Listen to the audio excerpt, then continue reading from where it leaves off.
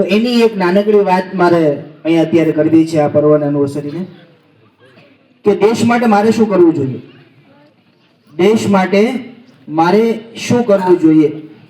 આવો વિચાર ભૂતકાળમાં એક વ્યક્તિને આવ્યો અને એના ભાગ રૂપે એક આખી ઐતિહાસિક કથા જોડાય કે દેશ માટે મારે શું કરવું જોઈએ. આનંદમઠ નવલકથાની અંદર આપણા સાહિત્યકાર એવા બંકિમચંદ્ર ચટ્ટોપાધ્યાય એમણે નવલકથા લખી અને નવલકથા સૌપ્રથમ બંગદર્શન નામની મેગેઝિનમાં 1875માં છાપવામાં આવી, પ્રસારિત થયેલી, અને ત્યારબાદ 1882માં નવલકથા તરીકે એને પ્રસિદ્ધ કરવામાં આવી. તેનો સાવ એટલે સાવ સૂક્ષ્મ હિસ્સો જેને કહેવાય કે જેનું ગાન આપણે હમણાં જ કર્યું, વંદે માતરમ. આપણે જે વંદે માતરમ ગીત ગાઈએ છીએ એ આટલું સૂક્ષ્મ નથી, એ વિશાળ એક કવિતા છે, એ નવલકથાનો હિસ્સો છે. પણ એ આપણા રાષ્ટ્રનો એક જેને કહેવાય ને કે એક જોશીલો નારો કેવી રીતે બન્યો એની પાછળ બહુ મોટી કથા છે, અને એ હું તમને આજે જણાવવા જઈ રહ્યો છું. કે આ દેશભક્તિનું ગીત પ્રસિદ્ધ થયું અને આ નવલકથા લખવા પાછળ કયા કયા પરિબળોએ ભાગ ભજવ્યો ને એની પાછળ ઘણા મતાંતરો છે, પણ 3 એમાં મુખ્ય કારણો છે જે કદાચ તમને ખબર નહીં હોય કે વંદે માતરમ ગીત ખાલી વંદે માતરમ ગીત નથી. હવે એની અંદર જે મુખ્ય પરિબળો 3 હતા એમાંનું પહેલું હતું કે એ સમયે જે દુષ્કાળ થયેલો હતો અને દુષ્કાળની પીડાને વર્ણવવા માટે બંકિમચંદ્ર ચટ્ટોપાધ્યાયે આ આનંદમઠ લખેલું હતું. બીજું કારણ એવું હતું કે એ સમયે અંગ્રેજો અને નવાબોના દુષ્પ્રચારને રોકવા માટે, એમના અત્યાચારને રોકવા માટે એ સમયના જે સંન્યાસીઓ હતા એમણે એમના વિરુદ્ધ આંદોલન કરેલું હતું. બીજું કારણ આ પણ હતું. અને જે ત્રીજું સૌથી મુખ્ય કારણ જે હતું એ હતું કે ઈસવીસન 1770 અને 71માં અંગ્રેજો અને નવાબો સામે જે આંદોલન થયા એના પછી ઈસવીસન 1873 ની અંદર બંકિમચંદ્ર ચટ્ટોપાધ્યાય જેમણે વંદે માતરમ ગીત લખેલું છે એઓ બંગાળના એક જિલ્લાના ડેપ્યુટી કલેક્ટર તરીકે નિમણૂક પામે છે. એ બંગાળના ડેપ્યુટી કલેક્ટર તરીકે હતા અને તેઓ પોતાની પાલખીમાં બેસીને, એ સમયે વાહન વ્યવહારની વ્યવસ્થા નહોતી એટલે જે અધિકારીઓ હોય એ પાલખીમાં બેસીને જતા હતા. એ પાલખીમાં બેસીને જતા હતા અને અચાનક તેઓ ત્યાંથી પસાર થતા એક રસ્તા વચ્ચેથી પસાર થાય છે અને એ સમયે અંગ્રેજોનું શાસન હતું અને એવા સમયે લોર્ડ અંગ્રેજ અધિકારી ડફિન અને એની ટીમ છે એ ત્યાં ક્રિકેટ રમતી હતી.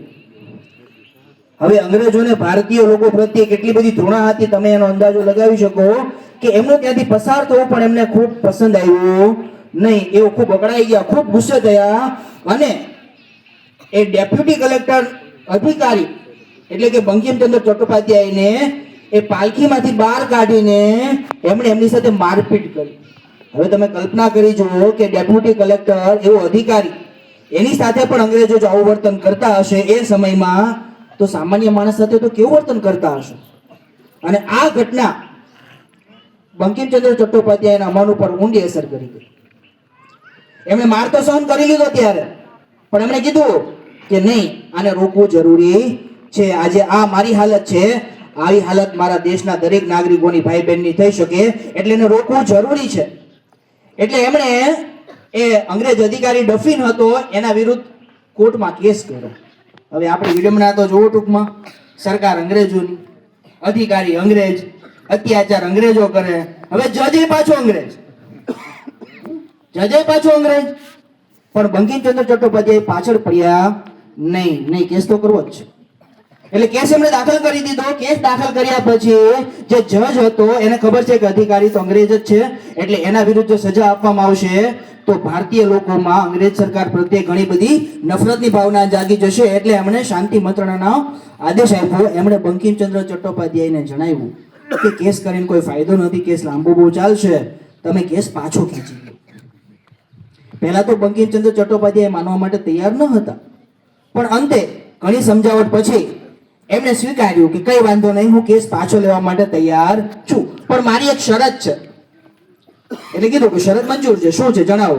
એટલે એમણે કીધું કે જેવી રીતે આ અંગ્રેજ અધિકારી ડફીને જાહેરમાં બધા જ લોકોની, ભારતીય અને અંગ્રેજો બધાની સામે મારી સામે જાહેરમાં મારપીટ કરી છે તો એ બધાની સામે જાહેરમાં મારી માફી માંગે.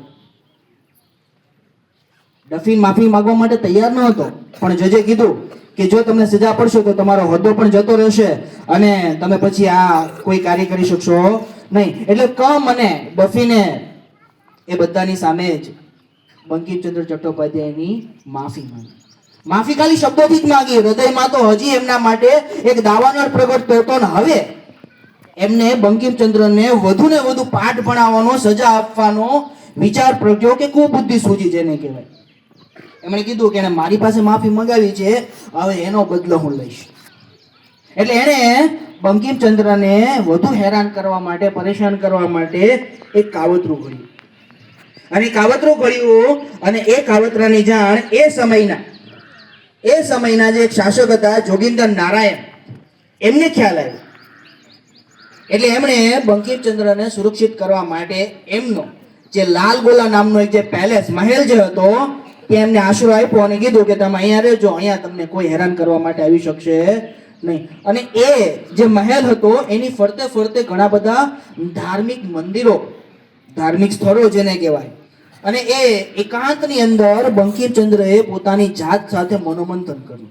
હવે એ મનોમંથન કેટલું બધું ઊંડું હશે તમે વિચાર તો કરો કે એકાંતમાં બેઠા બેઠા એમણે ઊંડું મનોમંથન કર્યું અને એમણે પોતાની જાતને પ્રશ્ન પૂછ્યો કે હું દેશ માટે શું કરી શકું, હું શું કરી શકું દેશ માટે.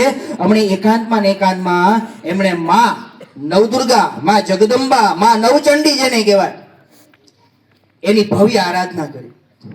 એ ભવ્ય આરાધના કરતા કરતા એમની અંદરથી એક આંતરિક શક્તિ ઉમટી જે અંગ્રેજો સામે લડી શકે. અને એ માના નવે નવ સ્વરૂપ જે છે એના અલગ અલગ સ્વરૂપનું એમને દિવ્ય દર્શન કર્યું અને એ દિવ્ય દર્શનના ભાગ રૂપે આપણી પાસે જે વંદે માતરમ ગીત છે ને એ આવ્યું. એટલે વંદે માતરમની જે પંક્તિઓ છે ને, શસ્ય શ્યામલા માતરમ, એ બધા જ પંક્તિઓ જે છે એ ક્યાંક ને ક્યાંક માના નવ સ્વરૂપને સમર્પિત છે. અને નવ સ્વરૂપને સમર્પિત એટલા માટે છે કે નવ પંક્તિઓના સમર્પિત વડે એ દેશના દરેક નાગરિકોને, દરેક ભારતીયોને એક જોમ જગાવવા માંગતા હતા કે અંગ્રેજોનું શાસન આપણે બહુ લાંબો સમય સુધી હવે સહન કરવાની જરૂર નથી. આ હું તમને મંત્ર આપી રહ્યો છું અને ખરેખર જનગણ મન કરતા પણ વધારે આ વંદે માતરમના નારાની અસર હતી.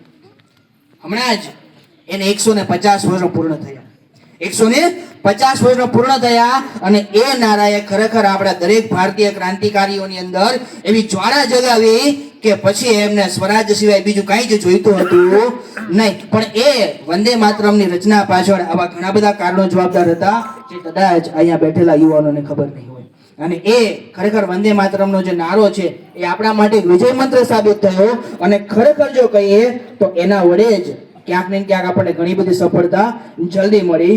એટલે મારું કહેવાનો મતલબ એવો છે કે દેશ આપણા માટે શું કરે છે એના બદલે આપણે એવું કહીએ આપણી જાતને કે હું દેશ માટે શું કરી શકું એમ છું. અને ખરેખર આ તિરંગો જે છે એ સ્કૂલ, કોલેજ કે કોઈ સરકારી બિલ્ડિંગો સુધી સીમિત નથી. એ દરેક ભારતીયોના ગૌરવનું એક પર્વ છે અને દરેકે એના માટે પોતાનું એક જે યોગદાન જે છે, તમે ને હું કદાચ બધા બોર્ડર પર ના જઈ શકીએ, નહીં જઈ શકીએ, પણ અહીંયા પણ આપણે આપણા દેશને આપણો રાષ્ટ્રપ્રેમ તો વ્યક્ત કરી જ શકીએ. એટલે જ્યારે પણ રાષ્ટ્ર પર્વ છે તો ત્યારે આપણે આપણા બધા જ કામ છોડીને ખરેખર એને સલામી આપવા માટે આવવું જોઈએ. સાહેબે કીધું એમ કે ભાઈ ધાર્મિક તહેવારો હોય તો આપણો ઉત્સાહ ચરમસીમાએ હોય છે, પણ આ રાષ્ટ્રીય પર્વ પ્રત્યે આપણી જે નિરસતા છે ને એ ક્યાંક ને ક્યાંક આપણને કોરી ખાય છે. એના માટે મને ખાસ એક વાત કહેવાનું મન થાય છે કે જો રાષ્ટ્રપ્રેમ માટે શીખવું હોય ને તો જાપાન પાસેથી ખરેખર પ્રેરણા લેવા જેવી છે. કેમ? તો કે જ્યારે અમેરિકાએ હિરોશીમા અને નાગાસાકી ઉપર બોમ્બ ફેંકેલા હતા અને દેશ આખો જેને કહેવાય કે વેરવિખેર થઈ ગયો, ત્યારે ત્યાંના કોન્સ્ટિટ્યુશનમાં એટલે કે ત્યાંના બંધારણમાં એક ધારો પસાર કરવામાં આવ્યો કે આજથી મેડ ઇન યુએસએ વાળું કોઈ પ્રોડક્ટ જાપાનની અંદર નહીં આવે. ત્યારે ત્યાં બેઠેલા ઘણા બધા બુદ્ધિજીવીઓએ કીધું કે અમેરિકા તો વિશ્વની મહાસત્તા છે, ટેકનોલોજીમાં આગળ છે, ડિફેન્સમાં એટલું બધું આગળ છે, આપણે ઘણા બધા એમના પર નિર્ભર છીએ, આપણું કેમ થશે? તો ત્યારે કહેવામાં આવ્યું કે આપણે એના ઉપર નિર્ભર છીએ અત્યારે સુધી, હવે નહીં. હવે આપણે એવી ટેકનોલોજી બનાવશું કે અમેરિકા પણ આપણી પાસેથી કદાચ મદદ લેવા માટે આવે. અને ખરેખર એવું કહી શકાય કે જાપાન અત્યારે 2026માં આપણે છીએ, પણ જાપાન ઓલરેડી 2050માં જીવે છે. અને એની ટેકનોલોજી જે છે એ ખરેખર અમેરિકાને પણ ટક્કર મારે એવી છે. કહેવાનો મતલબ મારો એવો છે કે રાષ્ટ્રપ્રેમ જે છે એ ખાલી તહેવારો સુધી કે આ 26મી જાન્યુઆરી કે 15મી ઓગસ્ટ સુધી સીમિત નથી. તમારા રોમે રોમની અંદર આ દેશ પ્રેમ પ્રગટવો જોઈએ. અહીંથી શાળાનો કાર્યક્રમ પૂરો થાય ને પછી આપણે આપણી રૂટીનમાં લાગી જઈએ. ઘણા બધા લોકો એમ કહે કે 26મી જાન્યુઆરી એટલે રજા, પિક્ચર જોવાનું, દેશભક્તિનું પિક્ચર જોવાનું, નવું પિક્ચર આવે તો થિયેટરમાં જોઈ આવવાનું, વાત થઈ ગઈ ઉપર. એને દેશપ્રેમ ન કહેવાય. દેશપ્રેમ ઘણો બધો આગળ છે. અને તમે જ્યારે એ લેવલ ઉપર આવશો ને ખરેખર, ત્યારે તમને તિરંગાની વેલ્યુ થશે. એટલે કહેવાનો મતલબ મારો એવો છે દરેક અહીંયા બેઠેલા યુવાઓને કે તિરંગાનું સન્માન કરી અને તિરંગો વધુ ને વધુ ગૌરવ પામે એવી કારકિર્દી તમે બનાવો. પોલીસ અધિકારી, ડિફેન્સ, કોઈ પણ ક્ષેત્રમાં તમે જાઓ અને ખરેખર ત્યાં તમને તિરંગાનું મહત્વ બહુ સારી રીતે સમજાશે, જે કદાચ સામાન્ય વ્યક્તિ તરીકે તમને સમજાઈ શકે નહીં. અંતમાં મારી વાત એક પંક્તિ વડે પૂરી કરી અને હું મારી વાત પૂરી કરીશ કે ભારતના એક સૂત્ર આપણે લાલ બહાદુર શાસ્ત્રીજીએ સૂત્ર આપેલું, જય જવાન જય કિસાન. તો જવાનો જે અત્યારે આપણે કહેવાય કે સવારની ઠંડીમાં અહીંયા કદાચ ઠંડી લાગે આપણને, પણ -30-35 કે સિયાચીનમાં જો જોઈએ તો 40 ડિગ્રી પણ માઇનસ જતી રહે.